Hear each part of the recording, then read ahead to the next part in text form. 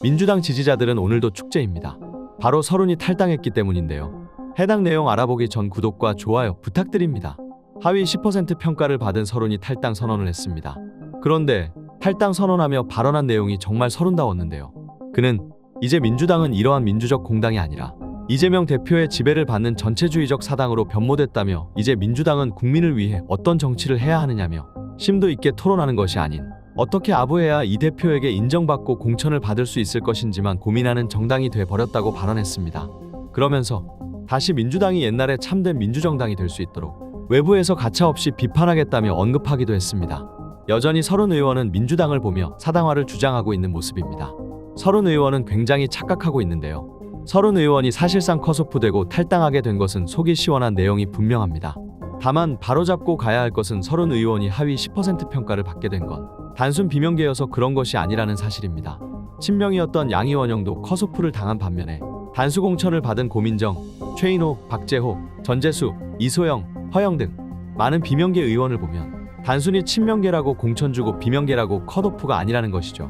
서른이 하위 10% 평가를 받게 된 건 다름 아닌 이것이었는데요. 소중한 영상 잠시 시청하시고 돌아오겠습니다.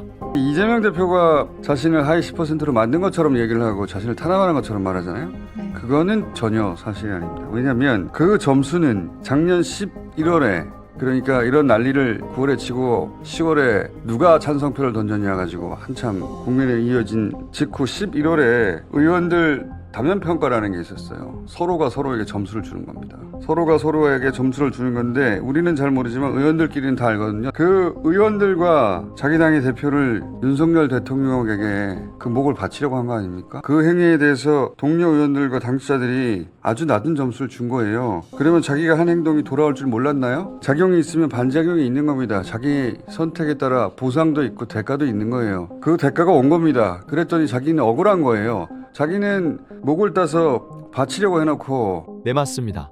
지금 대가를 치르고 있는 것이죠. 그러면서 홍영표는 이재명 대표를 향해 막말을 퍼붓는 모습을 보였습니다. 이에 이동주 의원은 홍영표의 추태에 분노하며 이같이 발언했습니다. 정말 속이 다 시원한 내용입니다. 그는 그간 홍영표의 안일함을 공개적으로 언급했고 8년 전 현역 의원 평가가 처음 도입됐을 때 비문 의원들이 탈당할 때 발언한 내용을 상기시키면서 그의 이중성을 질타하기도 했습니다. 정말 속이 다 시원한 내용입니다. 마치며 현재 민주당이 공천 문제로 매우 시끄럽고 이로 인해 지지율에 영향이 미치는 것 같아 굉장히 우려하시는 분들이 많은데요. 이런 상황이 중도층의 편승 효과로 이어질 수 있기 때문에 조심해야 하는 부분은 맞지만 너무 스트레스 받을 필요도 없습니다. 이와 관련된 소중한 영상 함께 살펴보시죠.